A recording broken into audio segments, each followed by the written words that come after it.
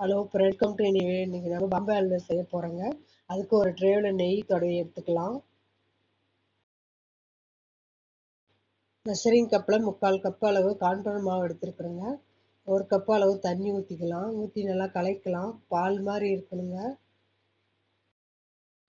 நல்லா கட்டி இல்லாமல் கரைச்சிக்கலாங்க.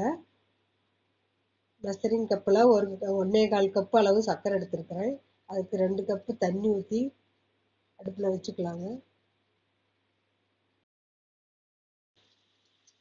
அடுப்பில் வச்சு நல்லா கொதி வர வரையிலும் கலக்கிக்கலாங்க.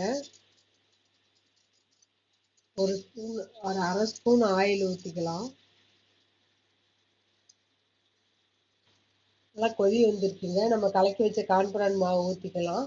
நல்லா கை விடாமல் கலக்கலாங்க. 10 நிமிஷத்தில் ரெடி ஆயிருங்க பாம்பே அல்வா. 1.25 கப்பில் கொஞ்சம் சர்க்கரை எடுத்து வச்சுருந்தேங்க. சர்க்கரையை போட்டுக்கலாம். சர்க்கரை போட்டு நல்லா கை விடாமல் கலக்கிக்கலாங்க. நல்லா கை விடாமல் கலக்கிக்கலாங்க. 1 ஸ்பூன் நெய் ஊற்றிக்கலாங்க. கலக்கி விட்டு ஒரு ஏலக்காய் பொடி கொஞ்சம் தூவிக்கலாம்.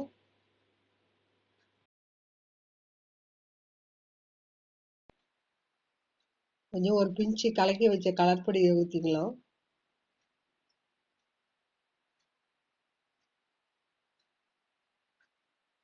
மறுபடியும் 1 ஸ்பூன் நெய் ஊற்றிக்கலாங்க.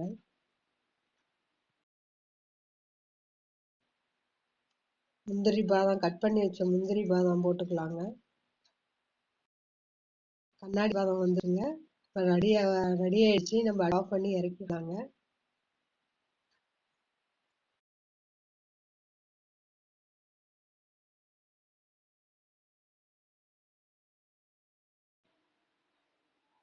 நெய் தடவி வச்ச ட்ரேவில் எடுத்து கொட்டிக்கலாங்க. கொட்டி நம்ம அப்படி சமம் பண்ணிட்டு 1 மணி நேரம் கழிச்சு கட் பண்ணிக்கலாங்க.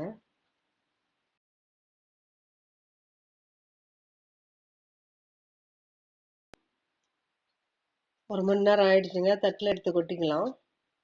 கொட்டி கட் பண்ணிக்கலாங்க.